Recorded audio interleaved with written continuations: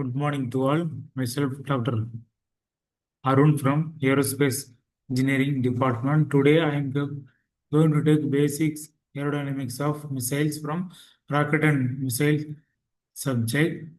So, in that things, so we are going to discuss about the basic aerodynamics of missiles.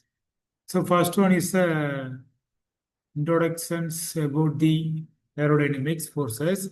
So the study of the aerodynamic forces. So generally the aerodynamic forces, it can be classified into force, lift, drag, thrust and weight. Lift means it is a upward force that is called as uh, aerodynamic forces perpendicular to the relative wind, and drag, it is a backward force. Aerodynamic forces opposite and parallel to the relative wind, and next one is the thrust. It is a forward force. It can be run with the help of the Newton's third law, and last one is weight. It is a gravitational force, and next one is the performance dictator. So in that performance dictator, we check the how many distance flight can be traveled, and what is the maximum speed and what is the average speed. These are all the performance it can be dictated by this area. And next one is the design optimization. So in these cases, if the problems it will be comes from the flight, we need to check the design. So if design modification and this type of consideration, it will be applicable to take off the flight very easily. These are all things it will be calculated by this area. Next one is the fundamentals of aerodynamic forces. Already I told you thrust, drag, lift, and weight. So thrust, it is nothing but a forward force, and it will be based on the Newton's third law. And drag, it is a opposite forces.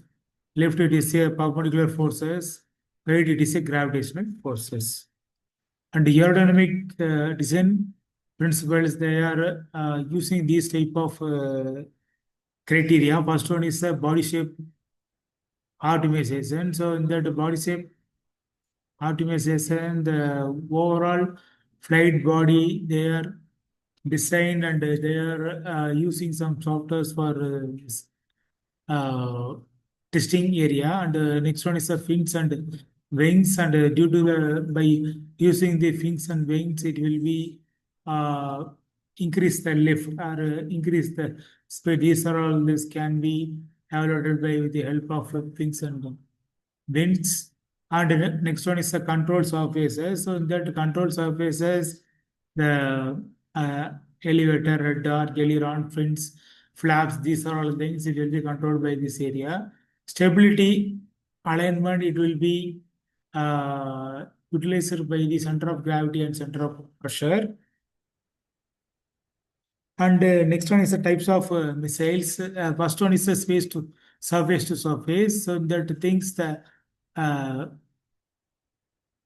missiles, it will be launched from land to land. So in that ranges is around 1,700 plus ranges.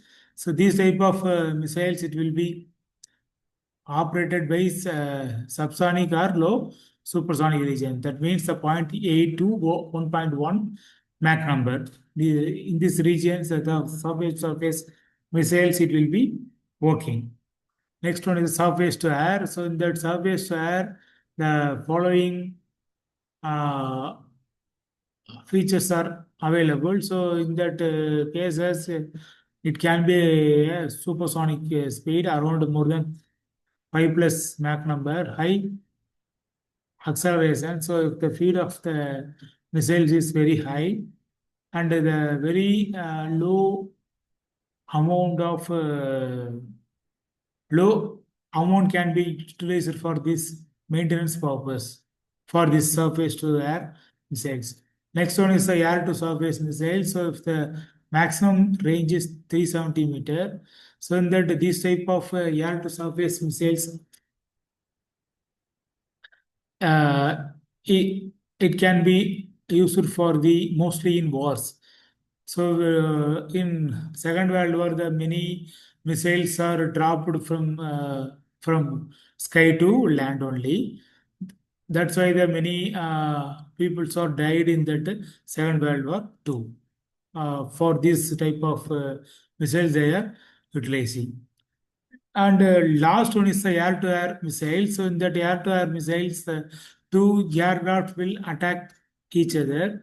So if the capability is uh, extreme maneuverability and the speed is around nearly the super hypersonic speed around Mach number 4 plus. And this type of air-to-air missile size is very small compared to other type of missiles.